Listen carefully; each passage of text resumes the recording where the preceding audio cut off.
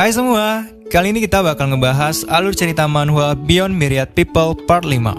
Mari kita mulai. Pak Tua Wang dan Suorong pun ketakutan dengan malapetaka surgawi setelah menerobos.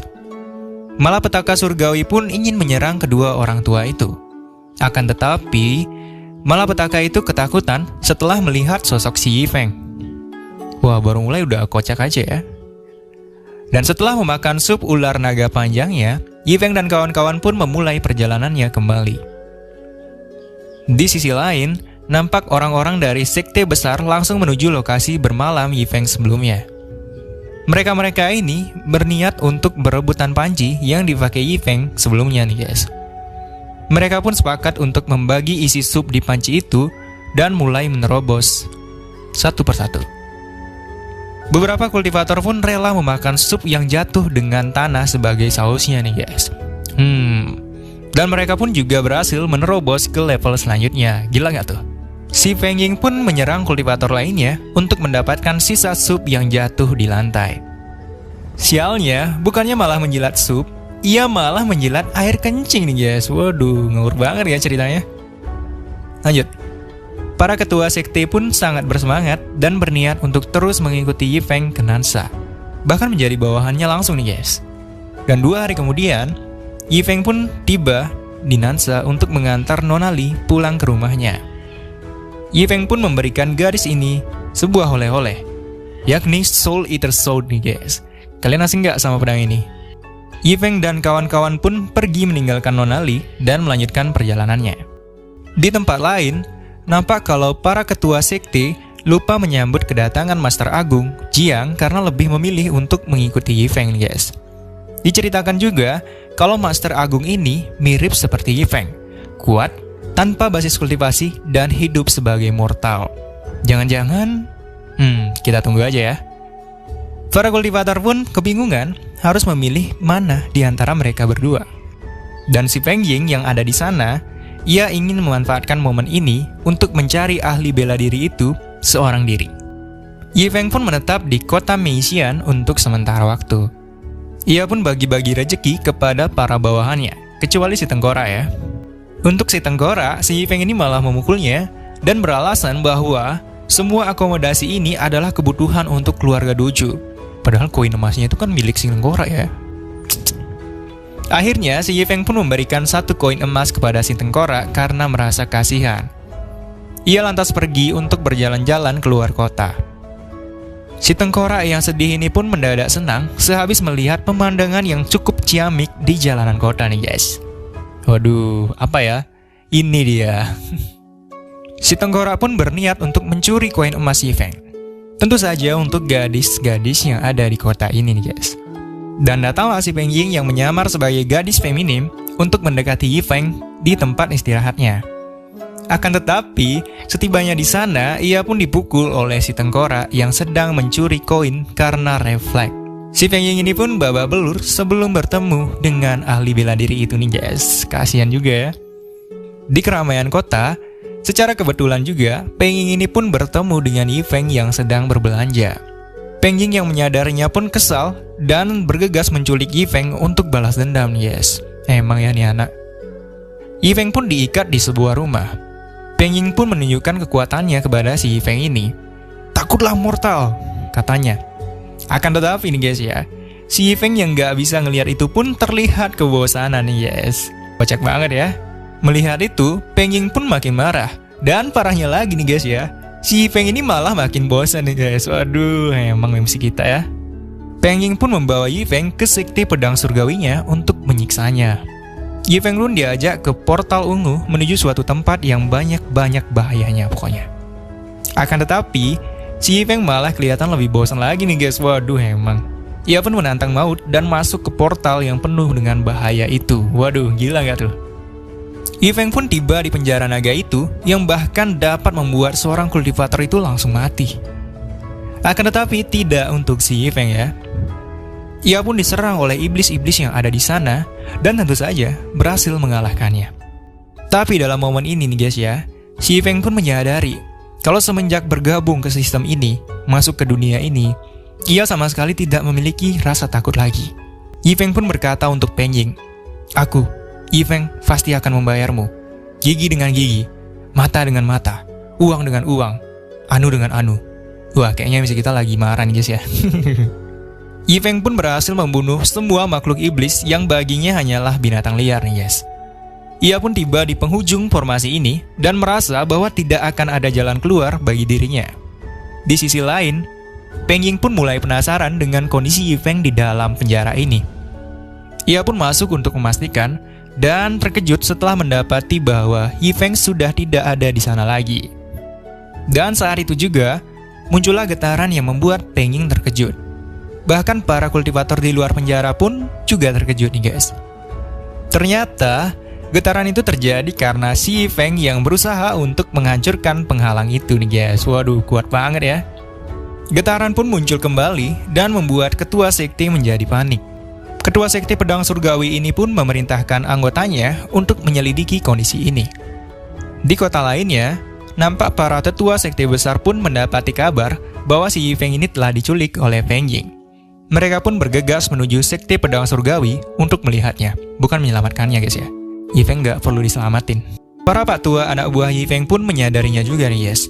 Akan tetapi, mereka berpikir kalau si Yifeng ini sudah pasti sedang bermain-main di sana nih guys. Ya nggak perlu khawatir lah ya.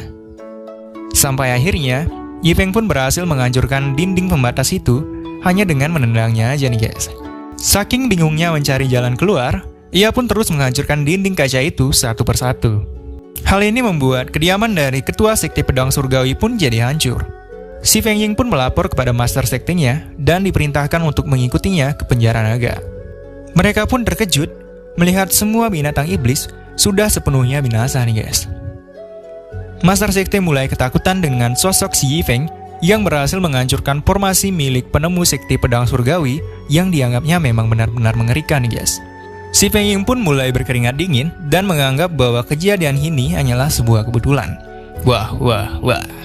Di formasi inti dari penjara naga yang dilewati Yifeng, nampak leluhur sekte pedang surgawi sedang menyelesaikan sebuah papan catur untuk menyelamatkan sektenya dari kepunahan. Ya, intinya gitu ya. Pokoknya papan ini itu udah ada sejak zaman dahulu itu loh. Dan sama sekali nggak ada yang bisa untuk menyelesaikannya. Tujuannya adalah untuk memperbaiki formasi sekte dan mempertahankan eksistensi sekte ini. Dan tibalah si Yifeng di formasi inti ini. Leluhur sekte ini pun menyadari kehadiran Yifeng yang membuatnya sampai berkeringat dingin. Yifeng pun berkata, "Pak Tua, apakah kau punya penyakit stroke?" Dan langsung menolong Pak Tua ini guys. Emang MC kita kan baik banget ya. Yifeng pun duduk karena melihat papan catur itu. Yifeng pun menyingkirkan semua batu-batu kecil itu dari papan itu dan membuat Pak Tua ini semakin ketakutan nih guys. Dan hal ini tentu saja membuat semua formasi sekte pedang surgawi yang telah disusun selama ribuan tahun itu hancur sepenuhnya. Yifeng pun lanjut memindahkan catur milik leluhur ini. Pak Tua leluhur pun terkejut karena dalam diri Yifeng ini dilihatlah kekuatan Tao Agung yang maha dahsyat. Intinya kuat banget lah ya. Pak Tua yang merasa bahwa ini adalah kesempatan emas, ia pun ikut bermain catur dengan si Yifeng. Dan dari permainan catur ini, si Pak Tua itu pun memperoleh kekuatan Tao Agung untuk membantunya dalam menerobos ke depannya. Setelahnya, Yifeng pun ingin segera keluar dan pergi dari tempat ini. Di kaki gunung sekte pedang surgawi, nampak master sekte, Peng Ying, dan anggotanya pun hanya bisa takut dengan kehancuran formasi sektenya. Ia nambah takut lagi ketika melihat gerombolan sekte besar yang datang untuk menemui dirinya. Ketua sekte pedang surgawi yang tidak memahami situasinya pun ingin menyerang koalisi sekte-sekte besar itu untuk melindungi dirinya. Mereka pun menjelaskan situasi sebenarnya kepada si master sekte ini nih guys. Bahwa sebenarnya muridnya yang bernama Peng Ying ini telah menculik seorang ahli bela diri alias si Yifeng. Akan tetapi, si Peng Ying ini masih tetap bersikeras bahwa dirinya tidak menculik master ahli itu. Dia nggak tahu ya. Master sekte ini pun cukup terkejut dan langsung menyerang si Peng Ying tanpa pikir panjang lagi nih guys. Lah, ini gara-gara elu. Pantes aja sekte gue hancur nih. Para anggota sekte pun geram dan ingin membunuh Peng Ying saat itu juga nih guys. Si Peng Ying ini pun meminta maaf dan masih saja menganggap remeh si Yifeng ini. Waduh, emang ya si kampret.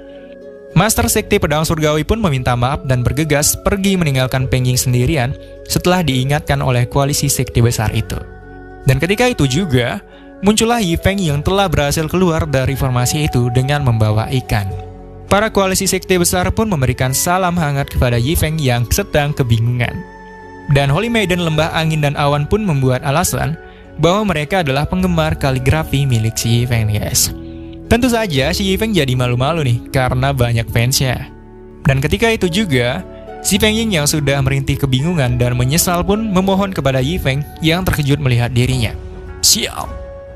Diceritakan kalau si Peng Ying ini sangat ingin menjadi seorang kultivator karena merasa bahwa orang kuat berada pada status sosial yang paling tinggi nih, guys. Iya bener juga sih. Selepas ia bunuh diri di sungai, ia pun diselamatkan oleh Sekte Pedang Surgawi. Dan beruntungnya lagi nih guys ya, malah memperkuat akar spiritual yang dia miliki. Ia pun menjadi anggota kuat milik sekte ini, dan muncullah sikap arogansinya kepada para mortal lemah yang berbaik hati kepadanya. Emang lah ya, si kampret. Dari semua karakter di manhwa ini ya, kayaknya yang paling ngeselin tuh emang si Peng Ying sih guys. Kalian setuju gak? Aduh, lanjut. Peng Ying pun memohon kepada Yi Feng. Yi Feng pun berpikir bahwa penggemarnya alias koalisi sekte besar ini sudah pasti menyadarkan si Peng Ying ini untuk dirinya nih guys. Wah, emang stay positif ya. Meskipun begitu, si Yi Feng ini masih tetap marah dengan si Peng Ying ini. Dan pada akhirnya, ia menusuknya dengan pedang hingga membuat si Peng Ying ini meninggoy. Karma seorang ambisius, guys. Kalian jangan seperti itu ya. Di sisi lain, si leluhur sekte pedang surgawi pun bertemu dengan ketua sektenya. Mereka sangat bersyukur dengan kehancuran gerbangnya sendiri. Dan mulai dari saat itu, mereka berniat untuk membangun ulang sekte pedang surgawi dan juga berniat untuk memajang patung Yi Feng sebagai fondasi utamanya. 2 hari kemudian, Yi Feng pun berniat untuk melanjutkan perjalanannya melamar gadis untuk muridnya. Ia pun berpamitan kepada para penggemarnya alias koalisi sekte yang memberikannya semacam batu telepon untuk menghubungi mereka kapanpun Yi Feng membutuhkan mereka. Yi Feng dan kawan-kawan pun akhirnya tiba di kota Jianghan untuk menemui kekasih Song Qing. Dan betapa terkejutnya Song Qing setelah tahu bahwa si Meng Tian ini akan dipinang oleh orang lain. Sad boy. Mereka pun masuk dan mengungkapkan maksud kedatangan mereka. Akan tetapi, ayah dari Meng Tian ini menolak lamaran mereka karena sudah menjodohkan putrinya dengan orang lain terlebih dahulu, yaitu dengan seorang adik dari kultivator hebat di kota itulah ya. Jadi sebenarnya guys ya, ayah ini udah tahu niat baik dari Yi Feng dan Song Qing. Akan tetapi, karena dia sudah terlanjur menjodohkan putrinya, ia takut nantinya akan menyebabkan masalah untuk si Yi Feng dan si Song Qing, guys. Baik banget ya. Dan di rumah peristirahatannya, Yi Feng pun mengadakan rapat dadakan untuk merebut Meng Tian dari orang itu nih, guys. Akan tetapi, ia juga merasa merinding juga karena tahu kalau lawannya itu adalah seorang kultivator. Ia pun takut untuk melukai para pak tua yang polos-polos ini akibat membantunya. Waduh, Yi Feng, lu udah bawa pasukan hebat tuh Peng, aduh. Yi Feng menggunakan batu telepon untuk memanggil bantuan dari penggemarnya, alias koalisi sekte besar itu. Mereka pun tiba dengan sangat cepat, hingga mengejutkan si Yi Feng ini. Yi Feng pun menjelaskan situasinya kepada mereka, dan sungguh terharu atas dukungan penggemarnya. Ia pun melanjutkan bahwa musuhnya kali ini berada pada level martial spirit. Sebenarnya jauh lebih rendah daripada para penggemarnya nih guys. Mereka pun berpura-pura ketakutan setelah mendengar itu. Aduh, kocak banget ya. Para penggemarnya pun berpikir bahwa pikiran Yi Feng ini sudah pasti kembali ke dasar lagi dan mendalami hidupnya sebagai seorang mortal biasa nih guys. Yi Feng pun meminta tolong kepada mereka-mereka ini untuk mendatangkan seorang ahli bela diri martial spirit untuk membantunya merebut gadis itu untuk Song Qing. Lah, salah seorang master bela diri itu pun datang dan diberi briefing langsung oleh masternya dari sekte musik surgawi. Ia pun tiba untuk menemui Yi Feng, dan betapa terkejutnya dia melihat sekumpulan orang hebat berada di depannya. Ia semakin terkejut lagi setelah melihat si Yi Feng, sang ahli bela diri yang meminta bantuannya nih guys. Wah, ia pun sampai menangis-nangis kayak gini nih, karena ketakutan dengan misi yang akan dihadapinya. Aduh, Yi Feng. Ia pun makin ketakutan setelah masuk ke dalam ruangan tersebut untuk dijelaskan rencananya oleh si Yi Feng. OMG, apa salah gue sih, pikirnya. Hari yang ditunggu pun telah tiba. Pria kampret ini pun berniat untuk melamar Meng Tian. Meng Tian pun dijemput oleh calon suaminya untuk dibawa pulang ke rumah. Dan mulai sekarang, rencana perebutan pengantin wanita alias Meng Tian pun dimulai.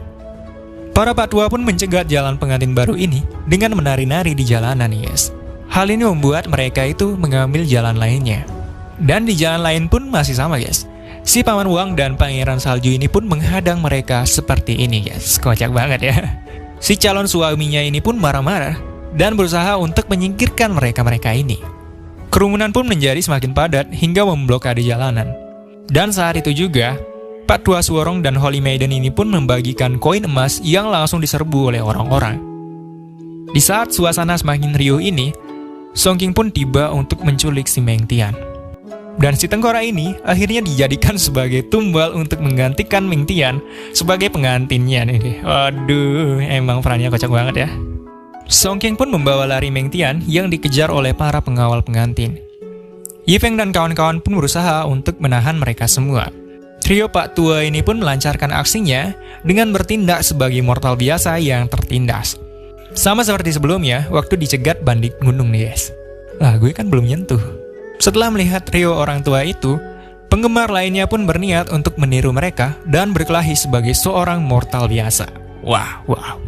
Di sisi lain, pengantin pun telah tiba di rumahnya. Si suaminya yang udah gak tahan, udah sangi ini pun bergegas untuk menemui istrinya. Dan ketika ia membuka kerudungnya, ia sangat terkejut melihat si tengkorak yang tersenyum manis, guys. Ia pun memerintahkan seluruh anak buahnya untuk mencari gerombolan penculik istrinya. Yi Feng dan kawan-kawan pun ditemukan oleh para bawahannya itu. Yi Feng pun meminta kultivator ini untuk melindunginya. Ia pun langsung menghajar semua orang itu saat itu juga. Di dalam hati, Yi Feng pun berkata, "Jika sistemnya sedikit bisa diandalkan, aku pasti bisa kuat juga nih, guys." Wah, kasihan ya Yi Feng. Yi Feng pun mundur dengan aman bersama dengan kawan-kawan. Meng Tian pun akhirnya bertemu dengan ayahnya untuk berpamitan. Nampak juga kalau bapaknya ini sebenarnya pengen bawa kabur si Meng Tian, guys. Bapaknya pun bercerita kalau dia ini sebenarnya takut dengan kakak dari pengantin prianya, yang merupakan anggota dari Sekte Gunung Tiupan Salju. Nah, ini mereka ketuanya, guys. Mereka pun mengirim surat untuk menendang orang yang dimaksud dari sekte milik mereka. Pengantin pria sange itu pun meminta bantuan kepada kakaknya yang seorang kultivator dari Sekte Gunung Tiupan Salju. Tentunya untuk membunuh Yi Feng dan kawan-kawannya. Dasar. Mereka berdua menunggu kedatangan Yi Feng dan kawan-kawan di sebuah tebing. Yi Feng pun akhirnya datang. Si pengantin sangi ini pun meminta kakaknya untuk menyerang mereka semua. Akan tetapi, kakaknya yang hebat ini malah lari ketakutan gara-gara ngelihat mereka semua nih, guys. Si pengantin pria sangi ini pun ditinggalkan sendiri dan dihampiri oleh si tengkorak yang tersenyum manis. Akhirnya, ia digantung di tebing dengan kondisi seperti ini nih, guys. Kasian banget ya. Di sisi lain, nampak dua orang yang sedang mengintai Yi Feng dan kawan-kawan dari kejauhan. Wanita seksi ini berniat untuk menculik Song King dan menjadikannya sebagai alat untuk melanjutkan keturunan yang sakti mandraguna. Keturunan dewa kuno alias si Song King, dan wanita ini sebagai pemilik tubuh Phoenix surgawi. Dengan kata lain, mereka berdua ini harus nganu terlebih dahulu biar dapat keturunan baru. Wah. Beberapa hari setelahnya, masih di Nansa, Yi Feng pun memutuskan untuk pergi ke suatu tempat dengan tanda X ini untuk berwisata. Sebenarnya itu tanda peringatan loh, guys. Para pak tua yang kuat-kuat ini pun sampai ketakutan dengan tempat itu. Kira-kira tempat apa ya? Para pak tua ini pun meminta izin kepada Yi Feng untuk pulang ke rumah terlebih dahulu. Bukan hanya mereka, si Song King dan istri barunya pun meminta izin kepada Yi Feng untuk pulang karena udah nggak tahan lagi nih, guys. Mereka semua pun meninggalkan Yi Feng yang ditemani oleh tengkorak dan Ao King. Yi Feng pun merasa sangat lega karena bisa berlibur sendiri. Si tengkorak mesum yang memikirkan hal mesum ini pun akhirnya digeplak sama si Yi Feng, guys. Waduh, dasar tengkorak cabul ya. Di sebuah restoran, tampaklah orang ini, Huang Wujing dan pengawalnya yang kehadirannya itu membuat orang-orang yang berada di sana merasa sangat ketakutan, guys. Ia adalah salah satu pangeran dari Nansa. Tiba-tiba, Yi Feng pun datang dan meminta untuk berbagi tempat duduk dengan Wujing tanpa merasa ketakutan sedikit pun. Si Wujing dengan muka coolnya ini pun mempersilakannya. Dan entah kenapa nih guys ya, mereka berdua ini menjadi sangat akrab setelah minum anggur bersama. Akhirnya mereka berdua pun menjadi teman dekat dan memutuskan untuk liburan bersama. Kok bisa ya?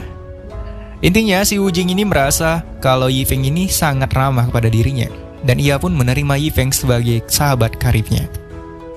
Mereka berdua pun berlibur ria dengan ditemani pengawal masing-masing. Pengawalnya si Yifeng udah pasti si Tengkorak ya. Dan tampak kalau si pengawal Wujing ini merasa bahwa si Yifeng dan si Tengkorak ini sudah pasti lebih rendah daripada dirinya, yang merupakan seorang kultivator level tinggi nih guys. Boleh juga ya. Si pengawal ini pun memprovokasi si Tengkorak Agung nih guys. Dan tentu saja, ia langsung tercebur ke sungai. Seperti yang diharapkan untuk orang-orang sombong.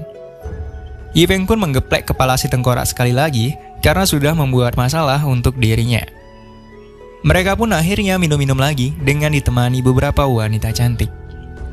Si Tengkorak pun merasa sangat iri karena tidak bisa mendapatkan hal yang sama nih guys. Pangeran Wujing pun memberi Yifeng sebuah harta karun suci.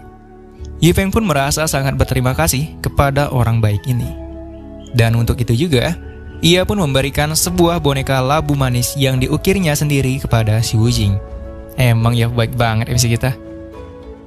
Yifeng pun bercerita bahwa ia akan pergi ke tanda X itu, dan tentu saja hal ini sontak membuat orang-orang ini merasa sangat terkejut. Jadi guys ya, tanda X itu adalah gerbang ke tanah kekacauan. Intinya, tempat itu adalah tempat berkumpulnya kultivator jahat di seluruh benua. Si Pangeran Wujing ini pun ingin menemani Yifeng untuk pergi ke sana dan berniat untuk melindunginya. Keesokan harinya, mereka semua pun tiba di tanah kekacauan. Sepanjang jalan tanah kekacauan, tersembunyi banyak sekali niat membunuh dari segala arah. Pengawal Wujing ini pun diminta untuk mengurus sekumpulan bahaya lab rendah itu sendirian. Yifeng pun berjalan-jalan ria di tanah ini. Dan setelah setengah jam, si Pangeran Wujing mulai khawatir dengan pengawalnya yang tidak kunjung datang. Ia pun bergegas menyusul pengawalnya dan meminta Yifeng untuk tetap tinggal dengan sedikit khawatir. Wujing pun mulai kesulitan untuk mencari keberadaan pengawalnya dengan kabut yang menutupinya. Sampai akhirnya, ia mulai diserang oleh orang lain dan untungnya berhasil melawannya. Ia pun terjebak dalam sebuah formasi yang dibuat oleh orang-orang ini. Kuase elemental lah julukannya. Mereka pun bertarung hingga si Wujing ini mulai kehilangan mananya karena formasi ini. Ia terjebak dan tak bisa lari. Musuhnya pun menyerangnya dengan kekuatan penuh. Tiba-tiba, hadiah Yifeng yang merupakan sebuah boneka labu itu pun mulai membesar dan melindunginya. Boneka itu pun akhirnya membunuh ketiga bersaudara itu dengan sangat mudahnya. Sehabis itu, ia pun kembali lagi menjadi boneka kecil biasa. Waduh, boneka buatan Yifeng nih bos, jangan main-main lah ya. Si Wujing pun mulai menyadari bahwa si Yifeng ini sudah pasti bukan orang biasa nih guys. Meskipun begitu, dia masih tetap stay positif dan menganggap kalau si Yifeng ini pasti menemukan benda itu di jalanan. Meskipun begitu nih guys ya, ia masih tetap bersyukur karena sudah diselamatkan oleh Yifeng berkat boneka itu. Yifeng yang mulai bingung pun memutuskan untuk pergi mencari pangeran ini bersama dengan Wang Cai. Ia meminta si Tengkorak untuk tetap tinggal di sana. Dan setelah berjalan cukup lama, ia pun bertemu dengan si Wujing yang terjebak di sebuah formasi pembunuh. Wujing pun memperingatkan Yifeng untuk tidak datang mencarinya. Akan tetapi, si Yifeng yang budak ini malah mendekatinya dan tentu saja tidak terjadi apa-apa guys. Wujing pun terkejut dan masih stay positif aja nih guys. Di sisi lain, tampak kalau si Tengkorak ini merasa sangat bosan dan ditemani oleh si Kelabang. Datang dari mana ya? Ya intinya si Tengkorak merasa sangat sedih karena belum bisa bertindak mesum dengan para wanita. Tiba-tiba datanglah pengawal Wujing yang kelelahan dan ingin memberikan pelajaran kepada si Tengkorak Agung ini. Dan tiba-tibanya lagi guys ya, muncullah seorang wanita berbaju biru bernama Suising yang merupakan kultivator jahat di tempat ini. Rekan dari saudara 3 orang yang dibunuh oleh boneka labu Yifeng. Si Tengkorak pun merayu wanita kuat ini nih guys. Maklum lah ya udah gak tahan. Si pengawal pun berusaha untuk mengajak Tengkorak pergi untuk menyelamatkannya.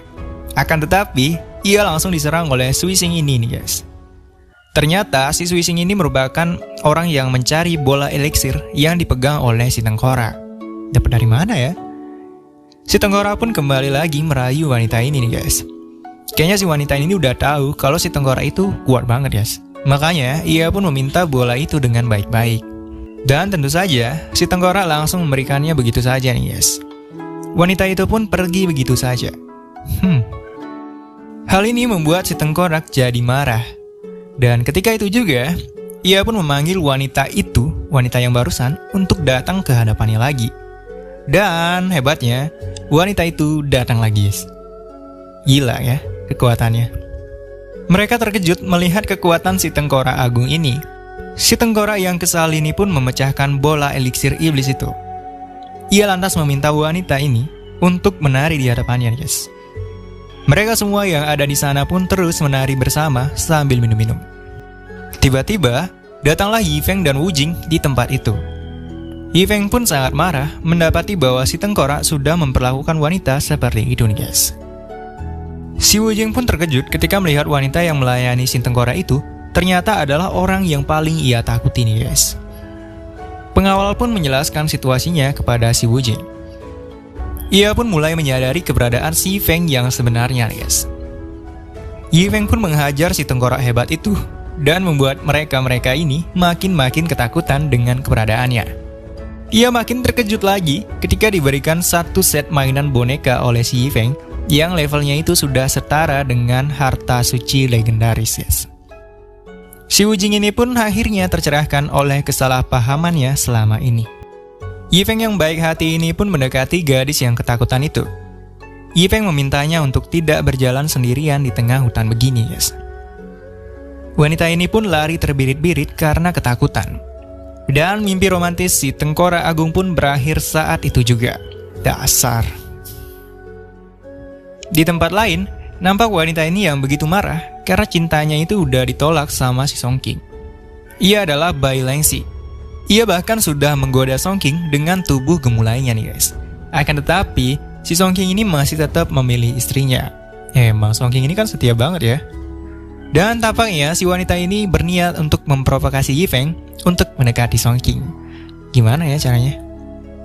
Yifeng pun masih berlibur dengan ditemani oleh Pangeran Wujing di kota Sansai. Bukannya itu buah gom-gom ya? Ia pun menerima panggilan dari muridnya, Song King.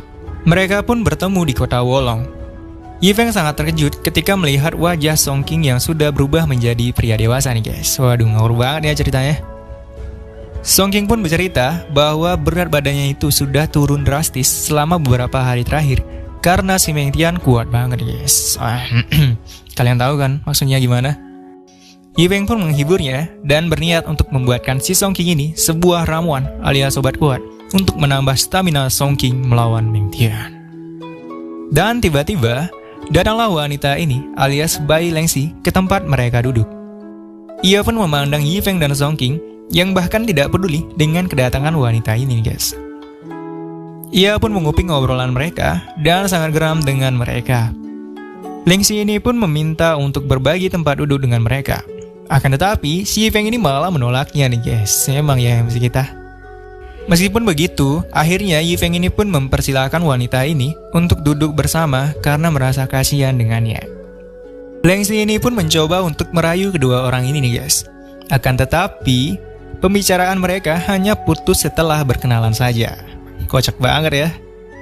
Yifeng dan Song King pun meninggalkan Lengxi ini sendirian di tempat itu. Si Lengxi ini pun menghancurkan beberapa gunung dengan kekuatannya karena merasa sangat kesal atas kegagalan semua rencananya. Ia pun berniat untuk melancarkan strategi berikutnya untuk membawa Song King pergi. Di hari berikutnya, Lengxi pun menghadang jalan Yifeng dan muridnya. Ia pun mengungkap identitasnya dan meminta untuk membawa Song King bersamanya. Yifeng pun berpikir keras nih guys. Dan akhirnya, ia pun membiarkan Song King untuk dibawa oleh Lengxi tanpa perlawanan sedikit pun. Yifeng pun mendorong Song King untuk terus berkembang. Memang master yang baik ya.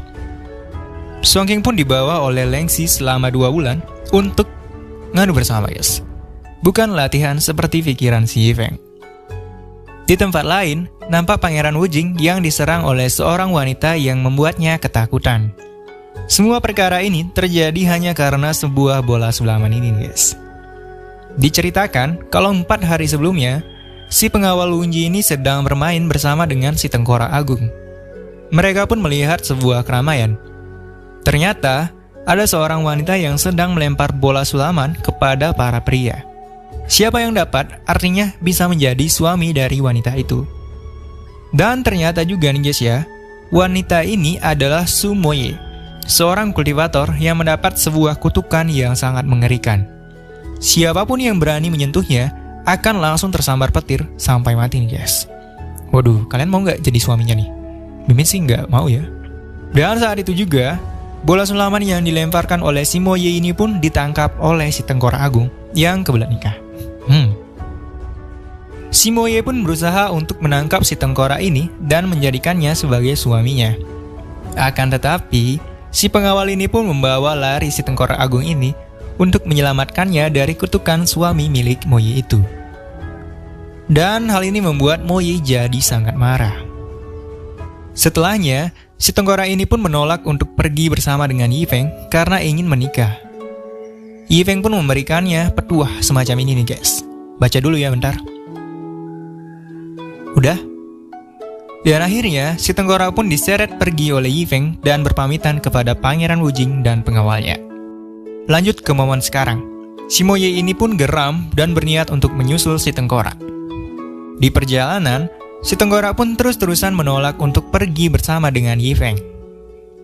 Sampai akhirnya, si Tengkorak pun berkata, "Aku sangat kesal." Ia lantas pergi dan berhenti mengikuti Yifeng saat itu juga. Yifeng pun sama kesalnya nih guys sama si Tengkorak ini. Dan dari momen itu, mereka pun berpisah. Tapi guys ya, meskipun kesal, si Yifeng pun tetap meminta Aoking untuk menjemput si Tengkorak ini nih guys. Emang baik banget ya MC kita. Si Tengkorak pun merasakan kebebasan yang membuatnya sangat bahagia setelah berpisah dari Yifeng. Ia pun sangat bergairah dan memikirkan keseksian dari calon istrinya ini nih guys.